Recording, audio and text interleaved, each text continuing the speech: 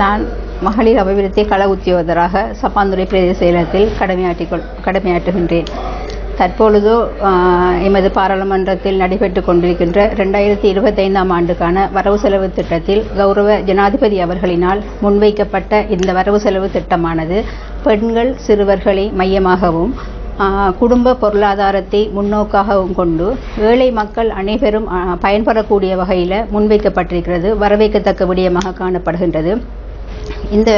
இந்த பட்ஜெட்டை பொறுத்த வரையில் முன்பிள்ளை பருவ பாடசாலைகளில் போசாக்கு குறைந்த பிள்ளைகளை மையமாகவும் வைத்து அவர்களுக்கு போசாக்கு உணவு திட்டம் வழங்கும் நிகழ்ச்சி திட்டமும் பாடசாலை கல்விகளை மேம்படுத்துவது போன்ற பிள்ளைகளை நோக்காக கொண்ட வரவு செலவு திட்டமாகவும் காணப்படுகின்றது.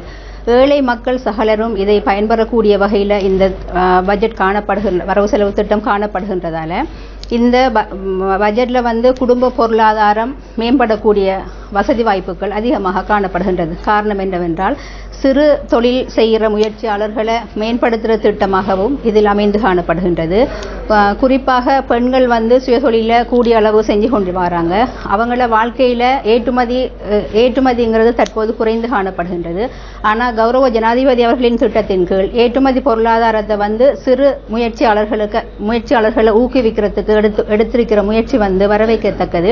இதனால் நிறைய தொழில் பெண் முயற்சியாளர்களும் உருவாகிறதுக்கு சந்தர்ப்பமாக அமைந்திருக்கின்றது. அது மட்டுமல்ல, தற்பொழுது போசாக்கு குறைவு காணப்படுகின்றது. காரணம் என்னவென்றால் பொருளாதாரம் வீழ்ச்சி அடைந்திருப்பதனால பொருட்களின் விலைகள் கூடினத்தால பிள்ளைகளுக்கான சிறந்த உணவுகளையும் சிறந்த கல்வியையும் கொடுக்க முடியாமல் திண்டாற ஒரு நிலைமையில தான் ஜனாதிபதி அவர்கள் நாட்டை பாரமெடுத்தார்கள். தற்பொழுது அது மேம்பட்ட ஒரு செயற்பாடாக காணப்படுகின்றது.